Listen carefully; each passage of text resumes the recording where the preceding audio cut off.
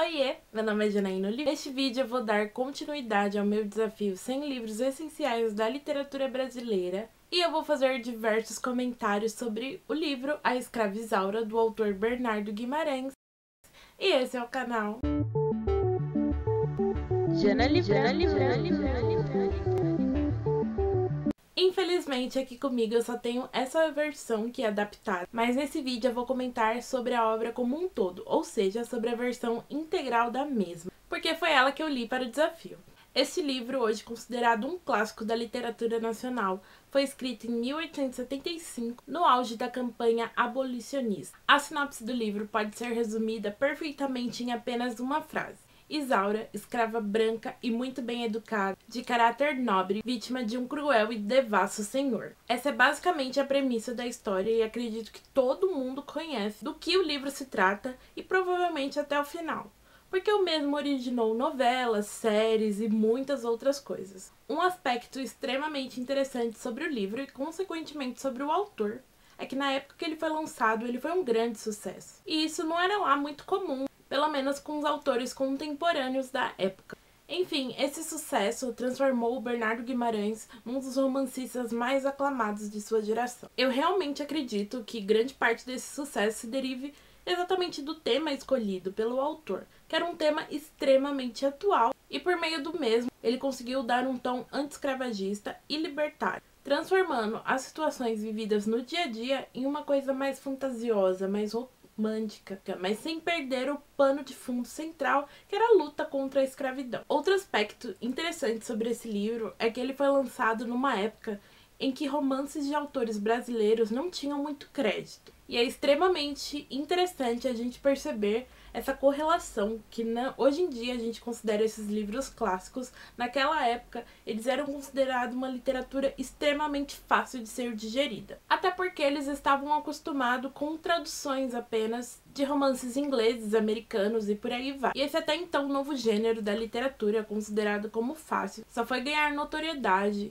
e ares de literatura séria com a inserção de José de Alencar, e é nesse período também que entra o Bernardo Guimarães, que dentro dessa leva foi um dos primeiros romancistas brasileiros. Me estendendo um pouquinho sobre esse tópico, é interessante a analogia que a gente pode fazer também. Sabe aquela coisa que só o que vem de fora do país é legal? Só o que vem de fora do país tem realmente um valor, merece atenção? Isso é uma grande bobagem. Além de que a gente tem mesmo que valorizar a cultura nacional. É um assunto que cria muitas vertentes e que dá muito pano pra manga. E como as pessoas estavam se voltando mais para a literatura nacional e requisitando histórias que tivessem como pano de fundo o país em que elas vivem. E esse é um dos grandes motivos da Escrava Isaura ter feito tanto sucesso. Falando um pouco mais sobre o enredo do livro, os primeiros dias do reinado de Dom Pedro II, e tem como sua primeira ambientação uma fazenda no Rio de Janeiro. E é lá que nasce a Isaura. Ela é filha de uma negra com um branco,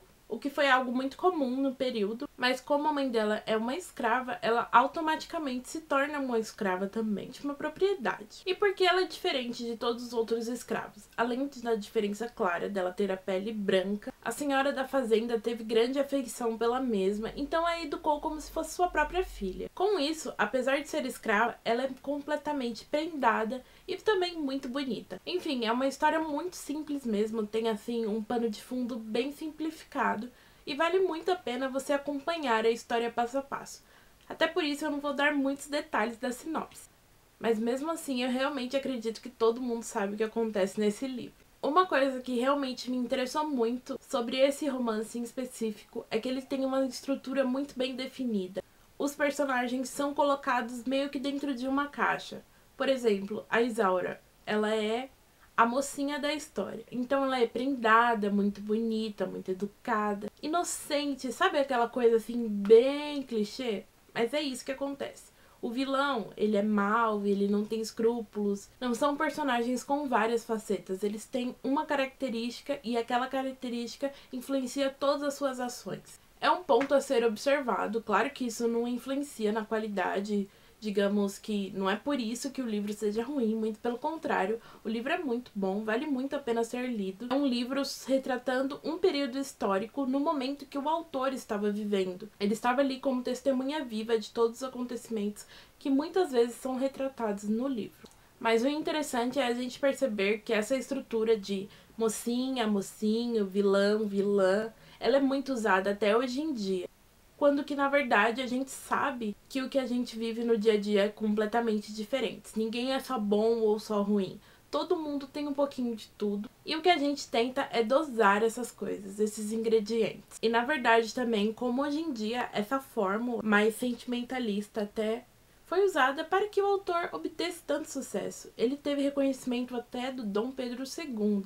E com isso atraiu um novo público, principalmente o público feminino, que estava acostumado com aquela ideia de que a mulher existia para servir o homem. Ela só podia sair de casa acompanhada, não poderia trabalhar e nem ter outros interesses fora da sua família, e também da aprovação do marido. Então esse romance, na época, teve muita adesão do público feminino, por parecer meio que uma fuga da realidade. Um espaço relativamente seguro em que elas poderiam viver aventuras sem fim, sem desagradar o marido, no caso. A junção de todos esses aspectos faz o livro ser ainda mais interessante, até porque nos dá uma noção de como nós somos livres hoje em dia.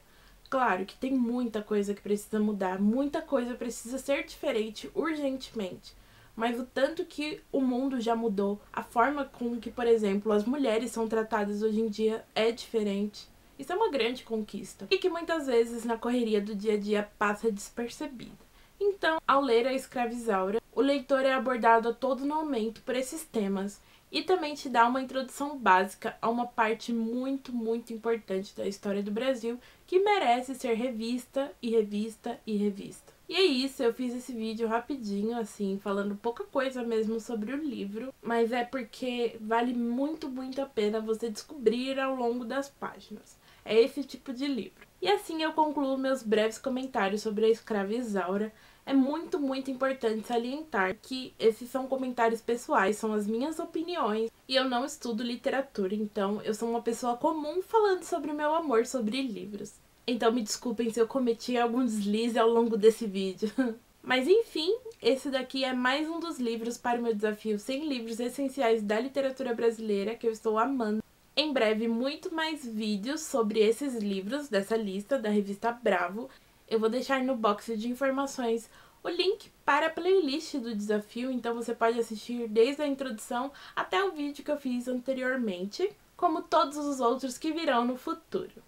Sem contar que no próximo vídeo desse desafio eu vou falar sobre o livro Libertinagem e Estrela da Manhã, ou seja, 2 livros que são do autor Manuel Bandeira. Muito, muito obrigado por assistir. Eu espero mesmo que vocês tenham gostado e se interessado pelo livro. E a gente se vê por aí. Tchau!